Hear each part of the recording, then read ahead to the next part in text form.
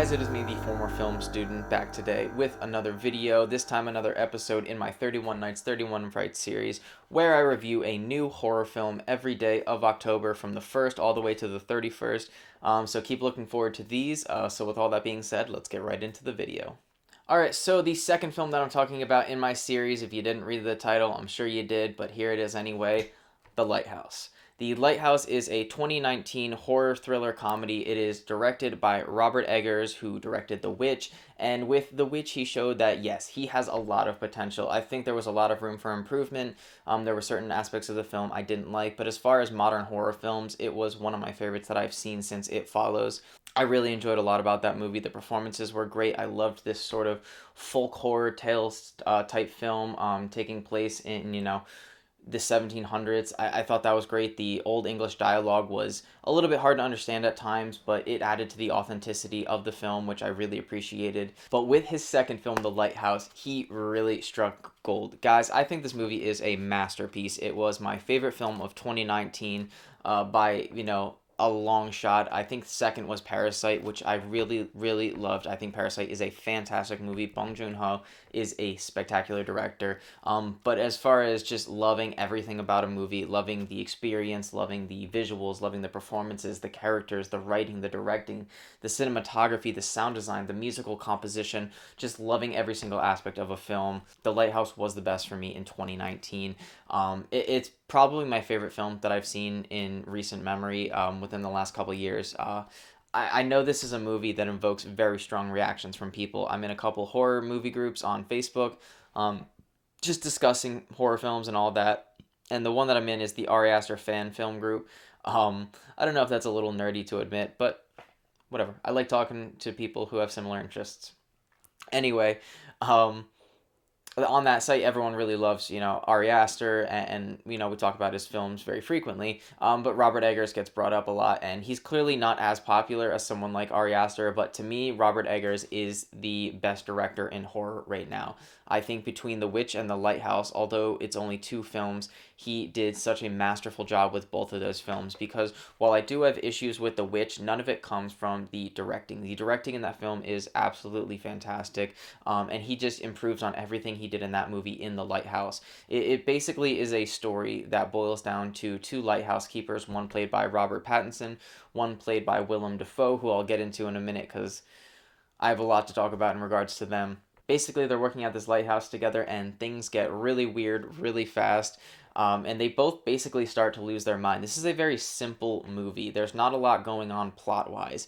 It's more of a character piece, which I really appreciate because I think the best horror films and the best films in general are the ones with the best characters. And while this movie may not have a lot of plot going on, the character stuff is absolutely fantastic. Watching two characters just slowly lose their mind, but both in different ways, and to see how they interact with each other and how they play off of each other, it was just a real blast to watch.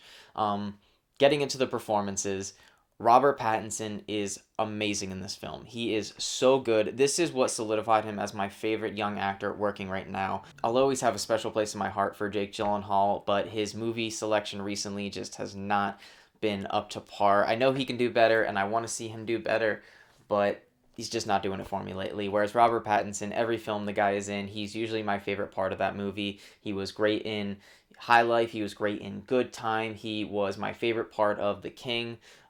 His recent performance in The Devil All the Time, which is a movie that I really didn't enjoy at all, I still thought he was the best part of that. He just has such a screen presence. He is such a versatile actor, and his, ability to just masterfully do accents, I just think he's just one of the best working today.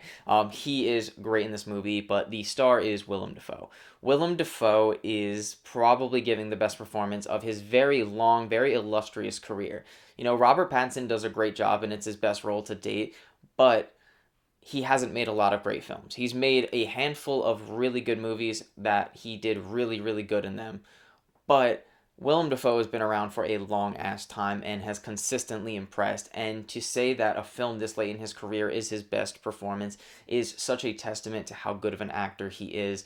And if you want to see an actor just giving everything he's got into every scene in a movie, this is the movie to do so. If you're someone who wants to be an actor, you want to study acting, this movie is the one that you need to watch. If you want to see two actors just at the top of their game right now, giving it everything they've got, um, this is the movie to watch for you. This is the one where you want to watch this over and over again and just study it and study these two performers just giving full on performances for an entire hour and 40-minute runtime.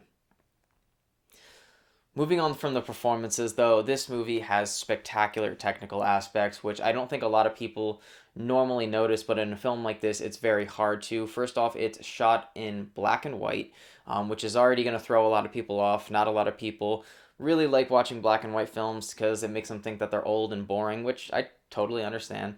But in this movie, it just complements the tone and the atmosphere of the entire film and of the story so well. It just adds a lot of layers to it. I'm someone who also doesn't really like black and white, not because it's old, just because I feel like color is such a useful tool, but I sometimes forget that the lack of color can really add a lot to a film, and that's what we see here with the inclusion of the black and white imagery.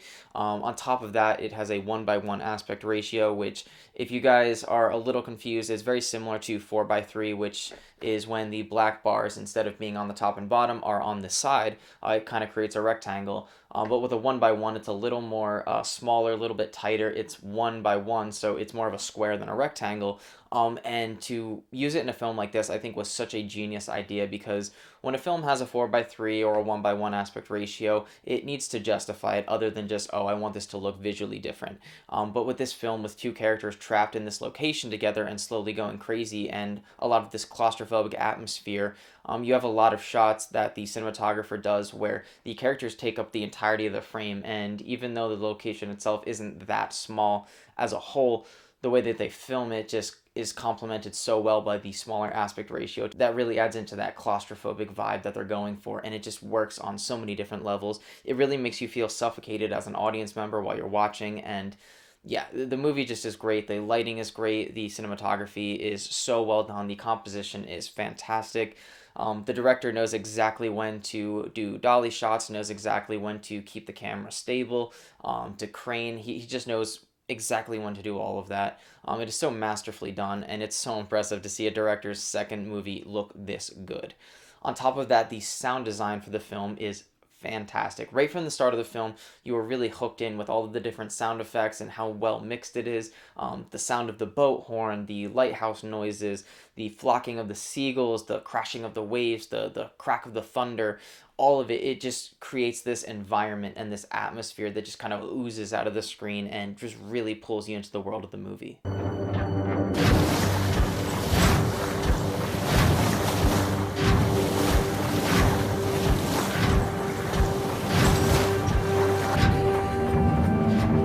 All in all, I love everything about this movie. I think the story is fun and entertaining. I think the performances are spectacular and incredibly engaging. I think the cinematography is super well done. One of the best shot horror films I think I've ever seen. The sound design is also really, really great. It really brings you into the world. Like I said, it just encompasses the entire film and is honestly almost more apparent than the score, which is also spectacular.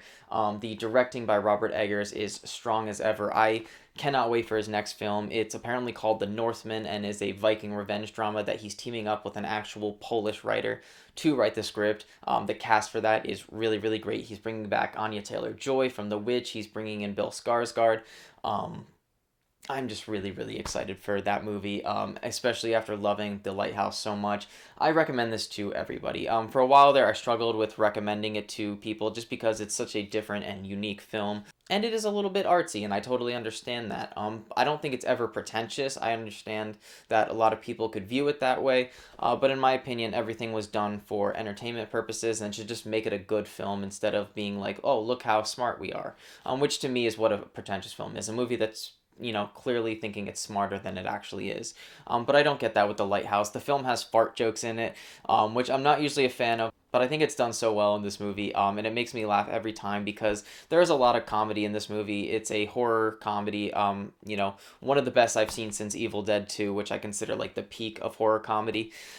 There's just, so many great things in this movie. There's terrifying imagery, there's laughs, there's jokes, there's fun character moments, there's really terrifying moments in the movie that really send, chills down your spine. It's just an overall great experience that I think has a lot to offer to everyone. So yeah, I recommend it to everyone. If you want to watch a fun, entertaining movie, it's got that. If you want to watch a great performance-filled movie, it's got that. If you want to watch a movie that's got some really creepy stuff in it, you're gonna get that out of this. It's a very divisive movie. People seem to either love it or hate it. I, of course, love it. It's a movie that I consider to be a masterpiece, a 10 out of 10. And like the cover says here, an instant classic. I think this movie is going to be talked about for years to come and is going to be sort of mentioned in the same way that we talk about movies like Psycho. So yeah, that is all I have for today. If you guys liked this video, make sure to click the like button. If you want to hear more from me, make sure to subscribe. Click the little bell notification so you know when I post new videos. Look forward to more episodes in this series that I'm doing, 31 Nights, 31 Frights. Remember, I am reviewing a different horror film every day of October. The first one I did was The Exorcist. Today I talked about The Lighthouse, and look forward to what I'm going to talk about next. All right, guys, I will see you next time.